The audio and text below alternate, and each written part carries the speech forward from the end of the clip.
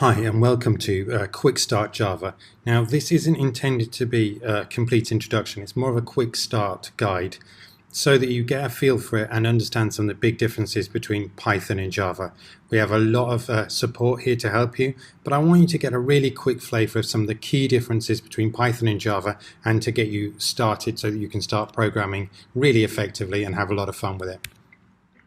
So let's start with a quick language comparison. Both Python and Java started in the early 1990s. C, to give you a reference, which is the first high-level language, started in 1978. Python is the slowest language because it's interpreted. Java is a little bit more complex. It compiles to bytecode, but basically it means it's about 95% as fast as C. Python definitely has the most descriptive runtime errors. Java, it depends, but the IDEs we're going to use should help us a lot.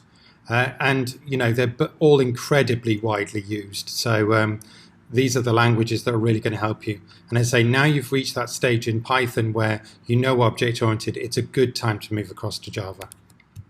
So first code, this prints hello world. You'll notice it's a lot longer than Python, and everything in Java requires these things: a class declaration, a method. You've always got to have one in Python regardless of what you're doing.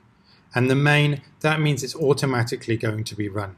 So that's always called. And finally, the print line. So if you look at it, these parts in yellow are things you probably wouldn't need, but this is the part of the code that you absolutely need to put in every single time. In fact, most good IDEs will put it in for you because it's always needed.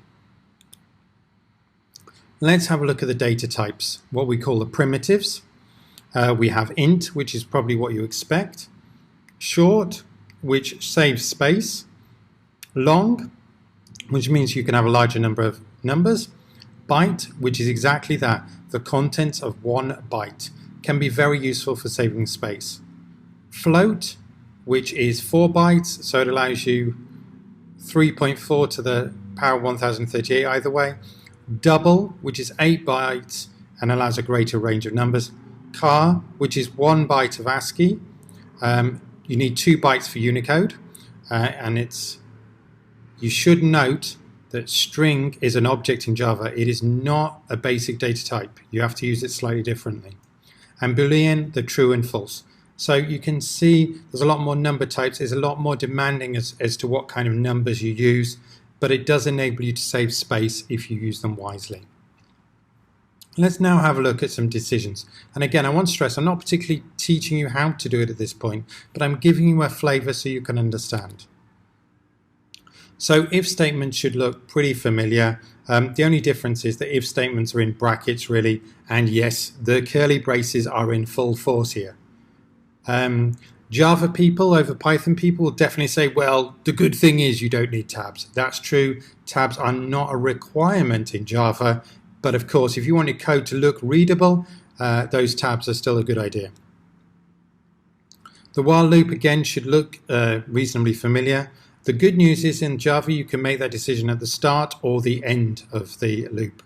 So that enables us to do repeats as well as while loops. And then we have the for loop. Again, should look fairly familiar. Notice the semicolons separating it. One key thing I want to say, in nearly all Java code, that x equals x plus 1 is shortened to x plus plus, so you'll see that a lot. X minus minus takes 1 off, x plus plus adds 1. So just be aware of that. I've written out the full form there so you can see it and it's a bit clearer to you. So arrays in Java, like lists in Python. Now, be careful. These are fixed size. They can't be changed without reallocation, which basically means you have to recreate the array again. So, what I'd like you to do now is guess the numbers that are likely to be printed. Pause the video, check it, and then come back.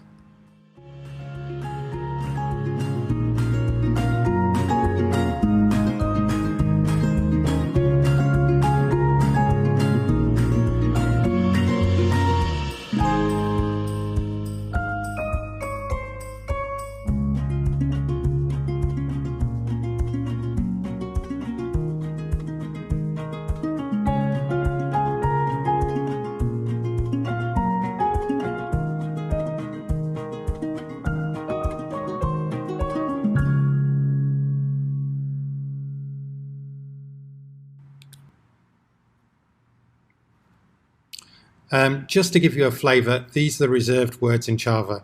Do not be using any of these as variables or anything. So that's a good idea. So hopefully that's given you a real flavor, and when you start to look into this and start to do the practical exercises and go in a little bit more depth, you'll feel a little bit more comfortable with what you're doing. Thank you very much.